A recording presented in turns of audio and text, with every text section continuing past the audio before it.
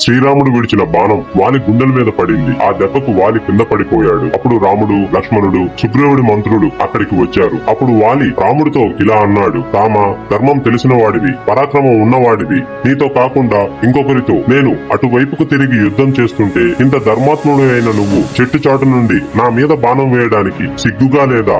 నువ్వు నాకు ఎదురుగా వచ్చి నిలబడి యుద్ధం చేసినట్టయితే ఆ యుద్ధంలో నేను నిన్ను యముడి యొక్క సదనానికి పంపించి ఉండేవాడిని. ఏమయ్యా, నీ భార్య కోసం అడవిలో ఎత్తుకుంటున్నావంట కదా. నీ భార్యని ఎత్తుకుపోయిన రావణాసురుడు నా కింకరుడు. నువ్వు నాతో చెప్పి ఉంటే పశువుని ఈడ్చుకొచ్చినట్టు ఆ రావణుడిని మెడలో పాశం వేసి నీ కాళ్ల ముందు పడేసేవాడిని. అటువంటిది నాకు చెప్పకుండా నన్నే గెలవలేని సుగ్రీవుడిని ఆశ్రయించి నువ్వు సీతని ఎలా తెచ్చుకోగలవు? సుగ్రీవుడి కోసం నన్ను చంపావు. నువ్వు నన్ను చెప్పడానికి కారణం ఏమిటి? నువ్వు చేసినవి దోషాలు కావా? నాకు జవాబు చెప్పు అని రావణుడిని ప్రశ్నించి ఇక మాట్లాడడానికి ఓపిక లేక అలా కుండిపోయాడు.